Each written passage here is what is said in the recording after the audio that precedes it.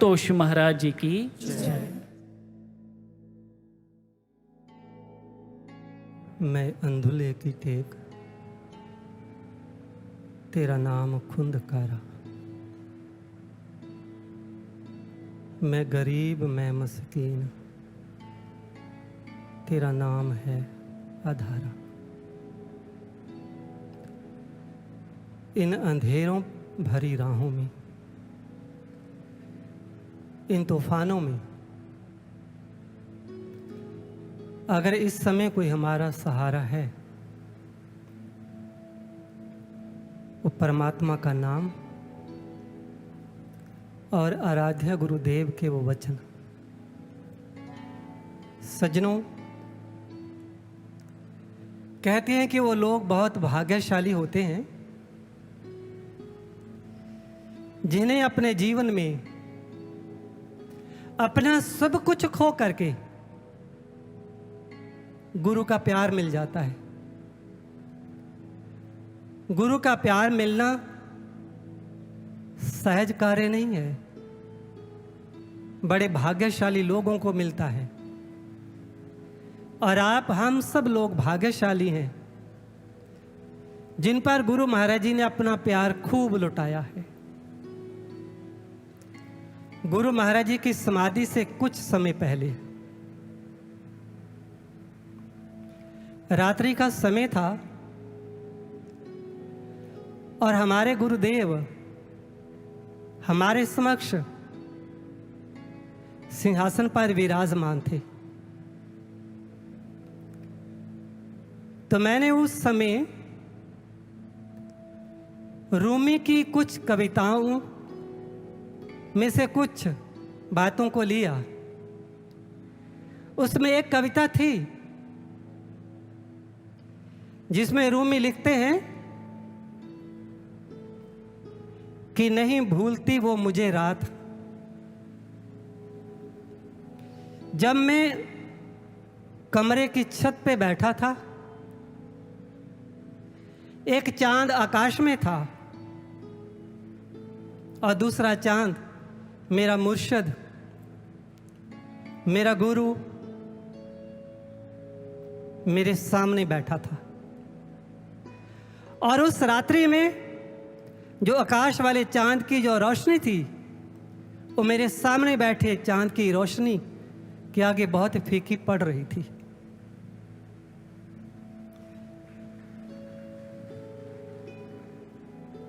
इन बातों को मैंने कहा था मंच पर, जब हमारे गुरुदेव हमारे पास हमारे सामने बैठे थे। किंतु मुझे इस बात की उस समय बिल्कुल भी खबर नहीं थी। जो कुछ आज रूमी के साथ हुआ, कल वो हमारे साथ भी होने वाला है। कोई नहीं जानता था कि यह चांद ठीक उसी तरह से हमें छोड़कर कुछ समय के लिए चला जाएगा जैसे रूमी को छोड़ करके चला गया। एक शिष्य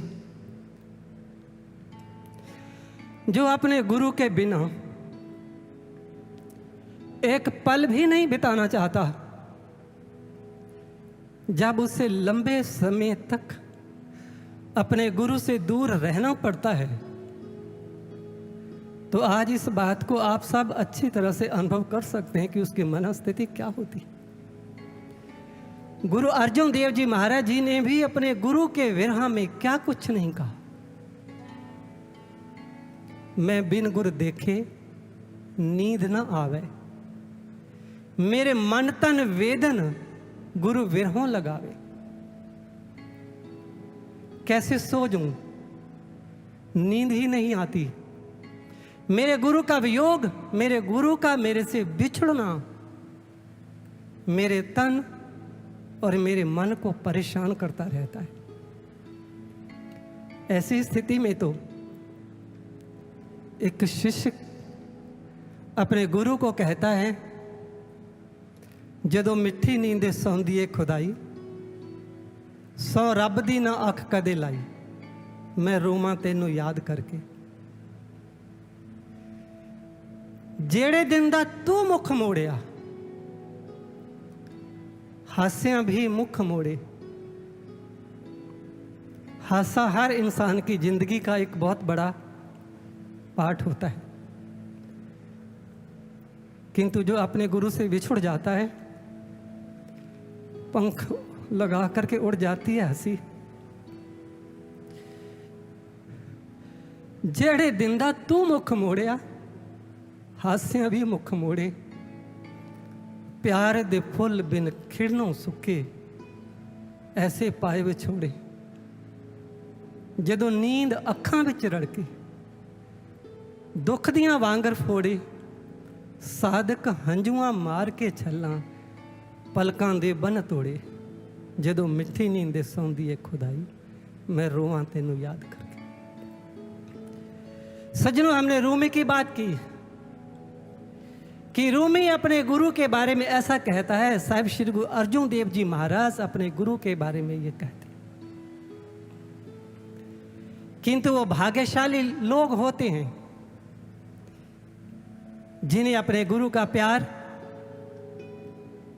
मिल जाता है और अपना सब कुछ उनके ऊपर नशावर करने का अवसर प्राप्त हो जाता है। आज देखते हैं कि कौन है ये रूमी, जिसकी चर्चा हमने उस समय भी कविता में की थी और आज भी कर रहे हैं। रूमी कोई साधारण व्यक्ति नहीं था, एक यूनिवर्सिटी का रजिस्ट्रार था। उसने बहुत सारी किताबें लिखी थी और ढेरों किताबें उसने पढ़ी थी। एक समय ऐसा आता है, रूमी एक नदी के किनारे अपनी एक कुटिया बना करके बैठा है, कुछ किताबें लिखने का प्रयास कर रहा है। उधर से एक फकीर आता है, फटे पुराने कपड़े हैं उसके, पढ़ा लिखा तो लग ही नहीं सकता। तो उसने आकर के जब रूमी को देखा तो उसको बुलाया, कहता कैसे हो। और रूमी ने थोड़ा ध्यान ऊपर दिया, सोचा कोई पागल होगा, कोई ऐसे होगा, ध्यान ही नहीं दिया। उसने फिर से कहा कैसे हो आप। रूमी ने अब तो सिर भी ऊपर नहीं उठाया। तो सम्मश ने, उस फकीर ने क्या किया, जो उसके पास किताबें पड़ी थी सारी उठा करके नदी में फेंक दी। अब रूमी को लगा कि ये सब तो गड़बड़ कर रहा है। उसने कहा कि ये क्या किया तूने, मेरे पूरे जीवन की मेहनत जो थी तूने नदी में बहा दी। लेकिन वो सम्मश तबरेज हंसता है। रूमी कहता है कि तुम्हें पता नहीं है तूने क्या किया है। तो सम्मश क्या करता है, नदी में छलांग लगाता है, वहां से किताबें निकाल के उनके सामने फिर से रख देता है। किताबें एकदम से सूखी थी। अब रूमी को लगता है कि यह कोई साधारण व्यक्ति नहीं है।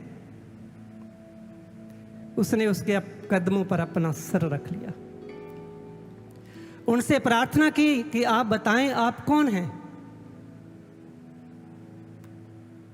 तो सम्मश उन्हें ब्रह्म ज्ञान के बारे में बताते हैं।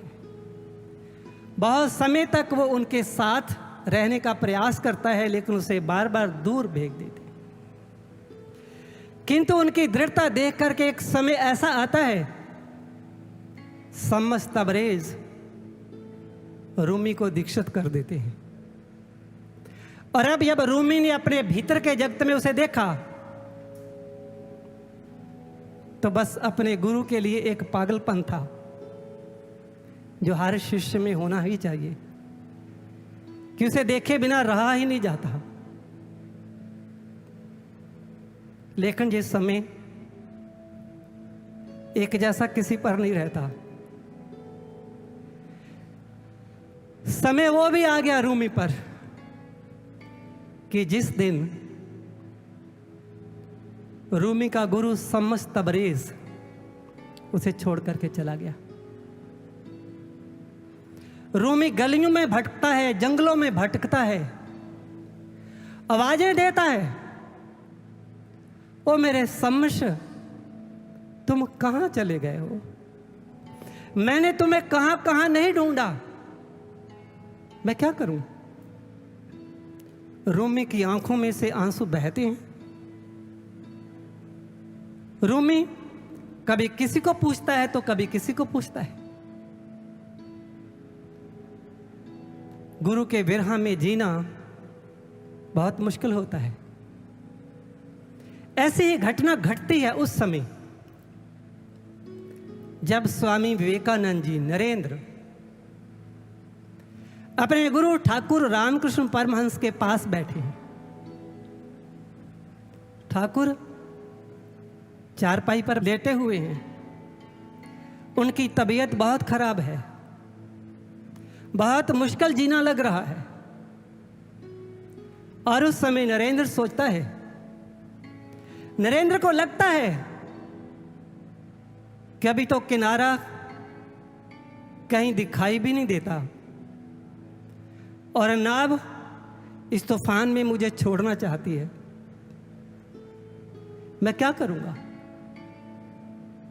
तो क्या होता है, रात भर नरेंद्र अपने गुरु के पास बैठा रहता है, जागता रहता है, रोता रहता है।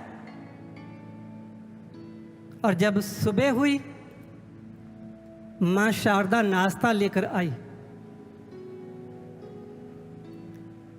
तो ठाकुर ने उस नाश्ते को देख करके मुंह दूसरी तरफ कर लिया।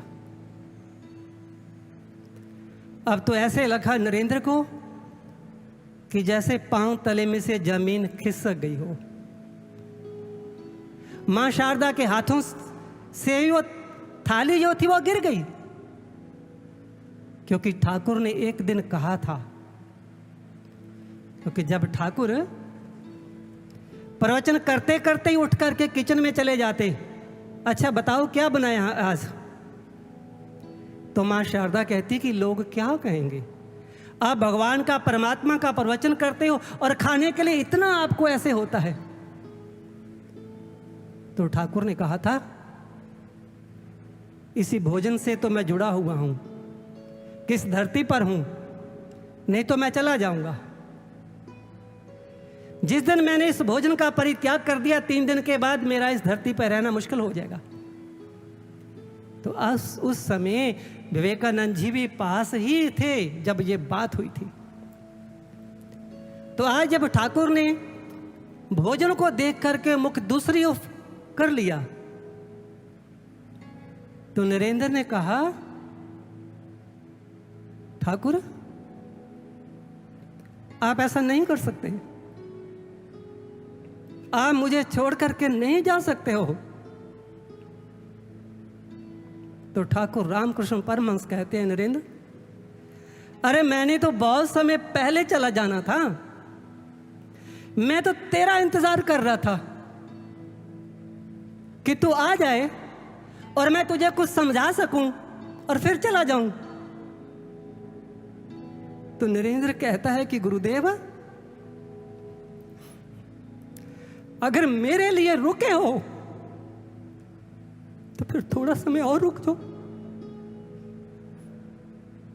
और रुक जाओ थोड़े समय। ठाकुर कहते हैं कि नहीं, अब तो मुझे जाना ही पड़ेगा। नरेंद्र बार बार कहता है कि गुरुदेव हम क्या करेंगे,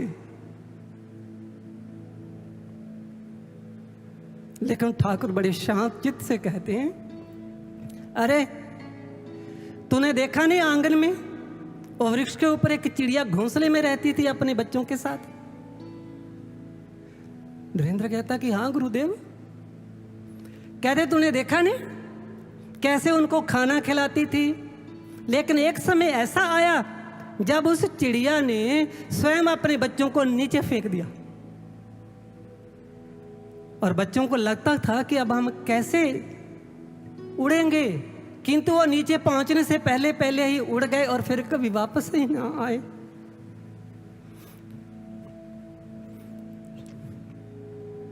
तो नरेंद्र कहता है, गुरुदेव मुझे अभी उड़ना नहीं आता, कैसे करूंगा मैं।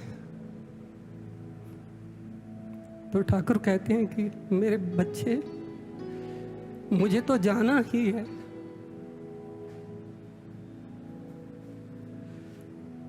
तुम इन सब का ख्याल रखना। जो युवा सन्यासी आश्रम में रहते हैं, इनका ध्यान रखना, कहीं ये भटक ना जाए। इन्हें घर मत जाने देना। सज्जनों, इस कहानी को सुनाने का मकसद क्या है हमारा? एक ही, कि जैसा प्यार रूमी अपने गुरु को करता है, जैसा प्यार विवेकानंद अपने गुरु को करता है, क्या हमारे अंदर भी ऐसा प्यार है? अगर नहीं है तो कब होगा? जैसे विवेकानंद अपने गुरु के लिए रोता है, ठाकुर ने कहा कि मुझे तो जाना ही है। और वही नरेंद्र 3 रात और 3 दिन अपने गुरु की चारपाई के पास बैठा रहा, भूखा प्यासा रोता रहा,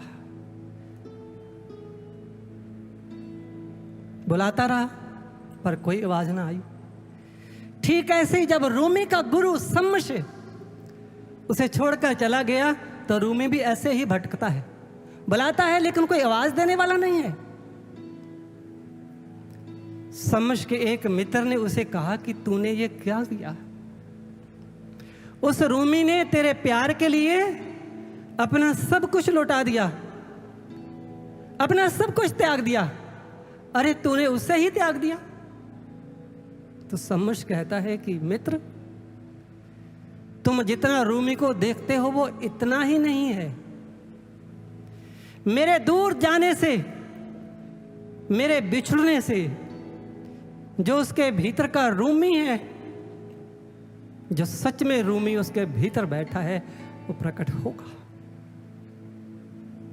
सज्जनों, बहुत समय तक रोया रूमी, कई साल बीत गए। अब तो उसके शरीर में इतनी ताकत भी नहीं थी, वो कभी वहां जाए तो कभी यहां रहे। समझ का मित्र उसे फिर से मिला, कहा समझ नहीं आ रही बात। अरे अब तो बहुत समय हो गया। तो समझ कहता है कि मित्र, तुम ठीक कहते हो, तो अब रूमी के साथ मिलने का मेरा वक्त आ गया है। अब शरीर में इतनी ताकत नहीं है कि वो भागे इधर उधर जाए। तो क्या होता है, बैठा याद करता है, याद तो कभी भूलती ही नहीं है उनकी। तो सामने से जब सम्मश को देखा, तो पता नहीं रूमी के शरीर में ताकत कहां से आ गई। रूमी उठ करके भागा और जाकर के अपना सर अपने गुरु के कदमों पर रख दिया। और जब उठा, सामने अपने गुरु को देखता है, आंखें आंसुओं से भरी हुई है, आंसू रुक नहीं रहे। तो रूमी अपने ही आंसुओं को कहता है कि तुम लोगों ने मेरा बहुत साथ दिया, आभारी हूं मैं तुमका, लेकिन आज तुम्हारी वजह से मेरे सम्मश का चेहरा धुंधला दिखाई देता है। रुक जाओ तुम अब। लेकिन आंसू थे कि रोकने का नाम ही नहीं ले रहे थे। देख करके सम्मश ने क्या किया, अपना हाथ रूमी के सिर पे रख दिया। आंसू रुक गए। रूमी अपने गुरु को देखता है, देखता है, देखता ही रहता है। बस देखते देखते आंखें ऐसी बंद की कि फिर कभी आंख खुली ही ना। अपने गुरु के चरणों में रूमी ने अपने प्राणों का परित्याग कर दिया। क्या हमारे अंदर इतना प्यार है? सज्जनों, अगर नहीं है तो एक बार तो सोचना ही पड़ेगा कि मेरे गुरु ने मुझे क्या दिया, क्या क्या दिया गुरु ने, मेरे गुरु ने मेरे लिए क्या क्या किया। जिस ज्ञान की बात सारे के सारे धर्म ग्रंथ करते हैं, हमारे सभी शास्त्रों में लिखा हुआ है, सभी धर्म ग्रंथों में लिखा हुआ है कि परमात्मा के दो रूप होते हैं, साकार और निराकार। निराकार रूप में वो ब्रह्म, वो परमात्मा परम प्रकाश होता है, दिव्य प्रकाश होता है, और साकार रूप में वो परमात्मा गुरु के रूप में आता है।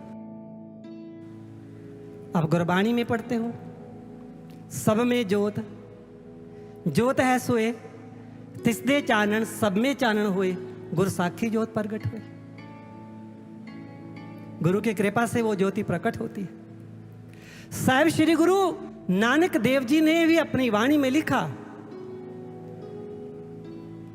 घर में घर दिखाई दे सो सतगुर पुरख सो जाना, पंच शब्द तुनकार तुन तय वाजे शब्द निशान।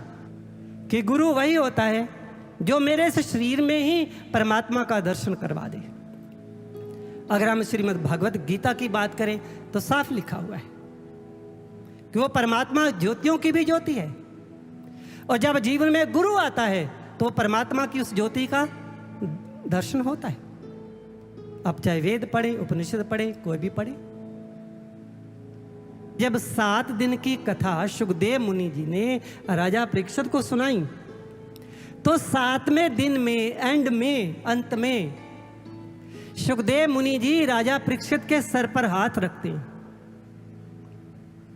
हाथ रख करके कहते हैं कि राजन, अब तुम बाहर से अपना ध्यान हटा करके अपने भीतर में उस प्रकाश को उस परमात्मा की ज्योति में लगाओ जो तेरे घट में मैं प्रकट करने जा रहा हूं। तो गुरु महाराज जी ने वही तो किया, हम सब ने उसको अनुभव किया। जब ज्ञान मिल गया तो महाराज जी कहते हैं कि थोड़ा सत्संग वगैरह लोगों को सुनाया करो, ग्रंथों वगैरह को पढ़ा करो। तो मैं पढ़ रहा था, श्री गुरु ग्रंथ साहब जी को पढ़ रहा था, तो उसमें मैंने जब पढ़ा, लिखा हुआ था अरबद नरबद धुंधुकारा, कि वो उस समय कुछ भी, सब अंधकार ही अंधकार था, ना दिन रैन, ना चंद, ना सूरज, सुन समाध लगाएगा। सब कुछ, ना चांद, ना तारा, ना दिन, ना रात, कुछ भी नहीं। और मैं जब पढ़ रहा था तो मैंने ये बात जब देखी तो मैंने मन में सोचा कि ऐसा ही तो अनुभव मुझे हुआ था। तो गुरु महाराज जी को मैंने दिखाया, मैंने कहा कि महाराज जी देखो ऐसा ही लिखा हुआ है। तो महाराज जी ने वेदों के भी बहुत सारे श्लोक सुना दिए कि देखो वेद में भी ये लिखा हुआ है, वेद में भी ये लिखा हुआ है। तब गुरु महाराज जी ने कहा कि श्री गुरु ग्रंथ साहब जी में भी उन्हीं महापुरुषों की वाणी है जिन्होंने अपने भीतर के जगत में सब देखा, और वेद में भी ऐसा ही है, उन्हीं ऋषियों की वाणियां हैं जिन्होंने अपने भीतर में यह सबको देखा। और साइंस भी आज यही कह रही है। क्या हमने ये प्रयास किया? कोई बिना प्रयास के गुरु महाराज जी ने सब कुछ दिखा दिया। केवल इतना ही नहीं, हम कभी फ्री में बैठे, कभी एकाग्रचित होकर के बैठे, कभी सोच कर देखें कि मेरे गुरु ने मेरे लिए क्या क्या क्या क्या किया है। मुझे याद है छोटे भवन में सत्संग था, भंडारा था, और गुरु महाराज जी ने सिगमंड फ्रॉइड के जो 3 प्रकार का उसने माइंड कहा है उसका जिक्र किया था कि पहला होता है अनकॉन्शियस माइंड, फिर सबकॉन्शियस माइंड, फिर कॉन्शियस माइंड। जो कॉन्शियस माइंड होता है वो ये होता है कि जैसे ये मेरा मोबाइल है, ये मेरा रुमाल है, सब कुछ पड़ा है, मुझे पता है कहाँ पड़ा हुआ है। और सब कॉन्शियस होता है कि इनमें से कोई चीज़ मैं रख करके कहीं भूल गया हूँ, अब मैं याद नहीं आ रहा, लेकिन थोड़ा सा प्रेशर डालूंगा तो फिर से वो याद आ जाती है, क्योंकि वो सबकॉन्शियस में होती है। और अनकॉन्शियस में उस पर मेरा कोई भी अधिकार नहीं होता, लेकिन वो समय समय पर चीज अपने आप आती है। जैसे मैं अभी सोचता हूं, मुझे कोई कुछ भी कहे, मैंने कुछ बोलना ही नहीं है, लेकिन जब मेरा उनके साथ सामना होता है तो कुछ भी बोला जाता है, वो कहीं ना कहीं मेरे अनकॉन्शियस माइंड में होता है। तो महाराज जी ने कहा कि सिगमंड कहता है कि जो कॉन्शियस माइंड होता है वो ऐसे होता है कि लगभग 10% के आसपास होता है जो कॉन्शियस माइंड होता है, और सब कॉन्शियस भी इतना की होता है लगभग। अनकॉन्शियस बहुत बड़ा पार्ट होता है जिसके ऊपर हमारा कोई अधिकार नहीं होता। सिगमंड फ्रॉइड ने तो 3 ही बात की, लेकिन महाराज जी कहते हैं कि चौथा होता है सुपर कॉन्शियस, और जिसका अधिकार अपने सुपर कॉन्शियस पर हो जाता है वो तीनों ही उसके अंडर में ऑटोमेटिकली आ जाते हैं। क्या क्या करना है, कब क्या होता है, उन्हें सब पता होता है, क्योंकि वो बड़ी दिव्य स्टेट होती है, दिव्य स्थिति होती है। तो इसको सुना करके गुरु महाराज जी ने कहा कि क्या हुआ जब युद्ध के मैदान में अर्जुन कुछ कर नहीं रहा। भगवान कृष्ण बार बार उनको कहते हैं कि चलो अब इधर रथ लेके जाओ, पितामह पे तीर छोड़ो, अब उस पे छोड़ो, लेकिन अर्जुन नहीं कुछ कर रहा। तो भगवान श्री कृष्ण अपने रथ का पहिया ही निकाल करके पितामह भीष्म को मारने के लिए चल पड़ते। लेकिन पितामह भीष्म का जब ध्यान उनकी ओर जाता है तो वही विष्णु स्वरूप को देखते हैं वो, तो दोनों हाथ जोड़ करके खड़े हो जाते हैं। तो रथ का पहिया नीचे रख देते हैं। पितामह भीष्म कहते हैं कि वासुदेव अब देरी मत करो, समाप्त कर दो मेरे इस शरीर को। वासुदेव कहते हैं कि पितामह अभी वक्त नहीं है। पितामह कहते हैं वासुदेव मैंने क्या क्या नहीं किया, मैंने क्या क्या नहीं सहा, लेकिन परिणाम क्या हुआ। आज भाइयों के बीच में युद्ध हो रहा है, मैं कुछ भी ना कर पाया। अब मैं ज्यादा समय जीना नहीं चाहता हूं। परिस्थितियां ऐसा पैदा होती है। पितामह अपने मृत्यु का कारण कैसे मर सकते हैं वो भी बता देते हैं। तो फिर भगवान श्री कृष्ण पितामह को भी उसी ज्ञान से दीक्षित करते हैं। और उसके बाद अर्जुन ने बाण छोड़े। वो बाण पितामह के शरीर को तो लगे, पर पितामह को नहीं लगे, क्योंकि पितामह उस समय सुपर कॉन्शियस माइंड की जो स्थिति होती है उसमें थे। कि जैसे महाराज जी ने एक एग्जाम्पल दिया था कि जो तुम बॉल फेंकते हो, गेंद फेंकते हो दीवार के ऊपर, वो तुम्हारे ऊपर गिरेगी ही, वही तुम्हारा कर्म है। जब तक वो गेंद आपके हाथ में है तब तक तुम्हारा कर्म तुम्हारे वश में है, लेकिन जब छोड़ दी तो फिर वापस उसने तुम्हारे ऊपर आना ही है, कोई नहीं रोक सकता। लेकिन ये हो सकता है कि उसके आने तक तू वहां से खिसक जाओ, ये आपके पास समय होगा अगर इतना तो ठीक ऐसे ही होता है। जब सुपर कॉन्शियस स्थिति को व्यक्ति पाता है तो फिर पितामह की तरह उसका शरीर ही कर्म भोगता है, व्यक्ति नहीं भोगता। तो ये सब कुछ मेरे गुरु ने मुझे दिया, किंतु अब प्रश्न पैदा होता है कि मैंने गुरु के लिए क्या किया। अगर आप अपने गुरुदेव सर्वश्री आशुतोष महाराज जी के जीवनों के बारे में बातें सुनेंगे ना, तो जब छोटे भवन में रहते थे तो बताने वाले ये भी बताते हैं कि शुरू में जब गुरु महाराज जी आए तो कई बार वो रिक्शा पे जाते थे प्रचार करने के लिए, और कई बार तो रिक्शा के लिए भी पैसे नहीं होते थे, तो गुरु महाराज जी पैदल जाते थे। अब सोचकर देखो जरा, उस स्थिति में पहुंचकर देखो जरा। तो कहते हैं कि कई बार तो हमने ऐसा भी देखा कि गुरु महाराज जी के पांव में चप्पलें भी टूटी हुई थी। ये सब किस लिए किया? ये सब मेरे गुरु ने मेरे लिए किया। लेकिन मैंने क्या किया? सोचना तो पड़ेगा ही ना। एक बार हमारी सेवा थी गुरु महाराज जी के कक्ष के आसपास, छोटे भवन में नाइट ड्यूटी होती थी। तो एक दिन मैंने महाराज जी को कहा, मैंने कहा महाराज जी, रात को 12 बजे तक भी आप किसी को समझाते होते हैं और फिर 1-1:30 बजे तक आपके कमरे की लाइट फिर से जल जाती है, अब सोते कब हो? तो महाराज जी ने बड़े ही प्यार से कहा, महाराज जी कहते, अरे जब लक्ष्य सामने होता है ना तब नींद नहीं आती, ध्यान लक्ष्य पर रहता है। तो मैंने कहा कि महाराज जी हम तो ऐसा नहीं कर पाते, हमें तो नींद आ जाती है। तो महाराज जी ने कोई भी सहानुभूति नहीं दी थी कि कोई बात नहीं, हो जाएगा। महाराज जी कहते नहीं कर पाते तो फिर करो। करना कब है? करना ही पड़ेगा, क्योंकि ये पथ, ये मार्ग त्यागियों का है, त्यागियों का। आप पिछले इतिहास को कभी भी महाराज जी कहते पढ़ करके देखो, राम को आज राजा बनना है और उन्हें वन में जाना पड़ता है। कोई प्रश्न किया? नहीं किया। राम को तो पिता ने भेजा, लक्ष्मण उनको किसने भेजा? एक राजकुमार था और नौकरों की तरह 14 वर्ष तक रहा। भरत को राज्य मिला, लेकिन वो राजपाट सब छोड़ करके कुटिया में तपस्या करने लग गया। कितना कितना त्याग है। तो जिस कुटिया में महाराज भरत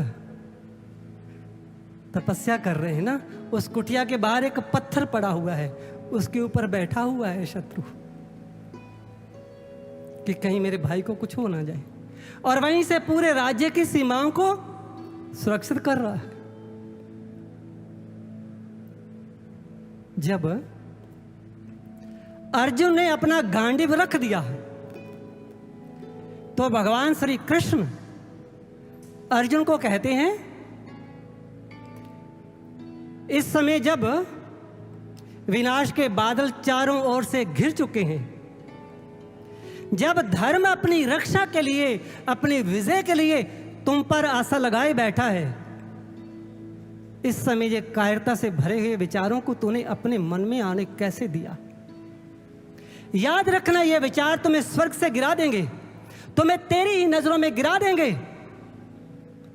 जो अर्जुन को कहा, और ठीक स्थिति हमारी है। आज भी धर्म आशा लगाए हुए बैठा है, धर्म कि मेरे लिए कुछ करेंगे, इनके त्याग से, इनकी तपस्या से मेरी विजय होगी। अब देखना यह है कि क्या हम इतना त्याग कर पाते हैं। आज साधारण तपस्या से काम बनने वाला नहीं है, आज साधारण से त्याग से कुछ होने वाला नहीं है। महान त्याग की मांग कर रहा है इस समय धर्म हमसे, वो हमें करना ही होगा। अगर आज हम ऐसा नहीं कर पाए तो सज्जनों, हो सकता है कि कल पश्चाताप करने के लिए भी हमारे पास समय नहीं रहे। बहुत समय दिया है महाराज जी ने हमें, बहुत प्यार दिया है महाराज जी ने हमें। खास करके अब यूथ को मैं कहना चाहता हूं, आप लोगों को बहुत समय दिया है, बहुत ज्यादा समय दिया है, और आज उन बातों को याद करो। लेकिन साथ साथ एक बात जरूर कहते थे जब भी यूथ की मीटिंग लेते थे कि तुम अपने चरित्र को संभाल करके रखना, तुम्हारा बाल भी बांका नहीं होने दूंगा। तो सज्जनों, अगर हम इस समय अपने चरित्र को संभाल कर नहीं रख पाए तो हमें इस बात को भूल जाना चाहिए कि मंजिल हमारा इंतजार कर रही है। अगर हमने अपना चरित्र संभाल लिया, दुनिया की कोई ताकत नहीं है जो इस पथ से दूर कर दे। बढ़ना है आगे। छोटी सी बात घटना घटती है, छोटी सी बात के लिए हम घबरा जाते हैं, लेकिन गुरु मेरे लिए क्या क्या कर रहा है मुझे पता भी है इस बात का। अंगुलीमाल डाकू था, जब सन्यासी हो गया तो लोगों ने उसे पत्थर मार मार के मार दिया। और बुद्ध उसके पास जाते अंत समय, तो अंगुली मार कहता है कि भगवान आपका बहुत बहुत धन्यवाद। सब लोग सोचते हैं कि किस बात के लिए धन्यवाद, बुद्ध तो आपको बचा भी ना पाए। तो अंगुली मार कहता है कि मैंने जितने लोगों की हत्या की, इतने ही जन्म लेकर के इन लोगों ने मुझे मारना था। मैंने बार बार मरना था, जैसे उनको मारा मैंने वैसे ही मरना है। और बुद्ध ने एक ही जन्म में सब समाप्त कर दिया। अगर थोड़ा सा कोई कष्ट आता है तो ऐसा मत सोचो कि मेरे साथ ऐसा क्यों हो गया, अरे मुझे तो ज्ञान मिला हुआ। गुरु क्या करता है ये उनको ही पता है। आगे बढ़ना है, पीछे मुड़कर देखना तो दूर की बात है, पीछे मुड़ने का विचार आना भी इस समय हमारे लिए महापाप होगा। अंत में उनकी दो बातें आपसे याद कराना चाहता हूं। जब भी वो आपके पास आते थे, हमारे पास आते थे, तो एक ही बात कहते थे कि तुम्हारे पास ब्रह्म ज्ञान है, कुछ भी ऐसा नहीं है जो तुम कर नहीं सकते हो, तुम असंभव को भी संभव कर सकते हो। कर सकते हो ना? कर सकते हो तो करके दिखा दो। और दूसरी बात